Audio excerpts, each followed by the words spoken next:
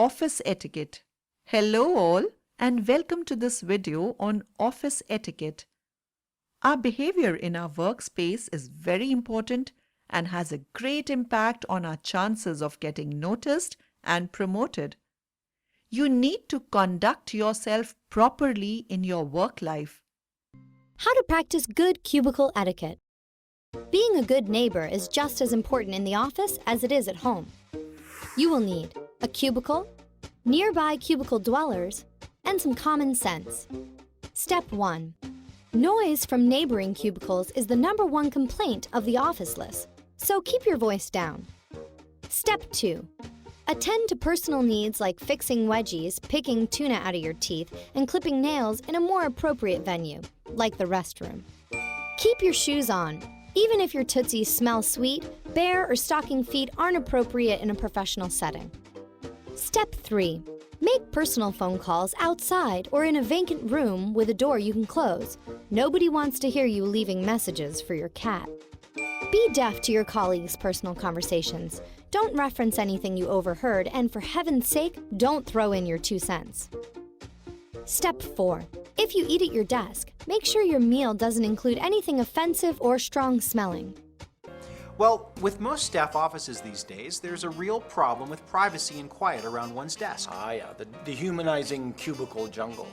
I guess it's just a matter of economics, but some people don't even get a cubicle. Yeah, but we digress. Just because there are no doors doesn't mean you should just walk right up to a person's desk. You really should respect their space.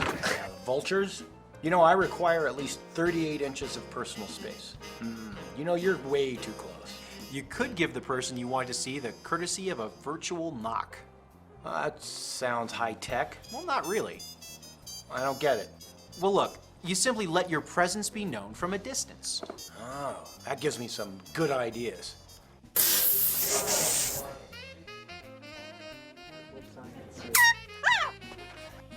Hey, are you busy? Also, if they seem to be in the middle of an important call or obviously very busy, don't hover. You can always send them an email, give them a call, or simply come back later. Yeah, that makes sense. Okay, then, what if it's a personal call? Well, 2 things. If you're the one on the phone and you just have to take the call right then, all you can do is keep your voice down. He did what? Hold on. Those around you don't necessarily like being Okay, go ahead. distracted by your personal business. Well, I have a problem with coworkers always listening in on my personal calls. Were you speaking quietly? I guess I do get a little loud if I have too much caffeine. Yes, I know. Well, in that case, you'd better go somewhere private, like an empty meeting room. Or I could speak in another language. You could if you were both bilingual. Oh my god. Oh my god. Oh my god. Oh my god. Okay. Ah! Okay, or learn Morse code. Or I could just blame my neighbors for being way too nosy. Maybe they just need some pointers on how to block out the conversation. Impossible. I can't. I'd have to put my fingers in my ears. Or you could play some music. No, that would just distract the with people. the headphones on. If you do hear something, you should just keep it to yourself. Yeah, right. You have such a dark view of human nature. I know of more problems working so closely together. Like what? Like disappearing scissors. What? Oh yes, or disappearing pens or notepads. Or Mountain Dew. Or whatever. We used to call that stealing in the old days. What? I know some ways to stop that, though. Well, hopefully they just borrowed and forgot to return things.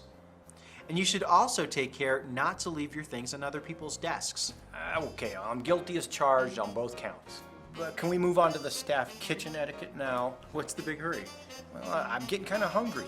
Okay, well, short and simple. First, clean up after yourself when you make a mess. Ooh, that reminds me. I caught my SpaghettiOs on fire in the microwave once. Did you clean it up? Well, I kind of took off after the fire department showed up. Of course. Well, second, the staff refrigerator isn't an open pasture. Don't graze on other people's food. It sounds like the disappearing scissors, only it's a sandwich or something. I know how to stop that one, too. I bet you do. Anyway, here's the last point for today. Please, please don't leave your food in there to fester. Ooh, it's a science experiment. I ate some tapioca pudding once. I think it was a little old. That's what the expiration dates are for. I couldn't get off the couch for 2 days after that. You know, really, this whole etiquette thing sounds like a lot of common sense. Well, it's not that obvious for some of us.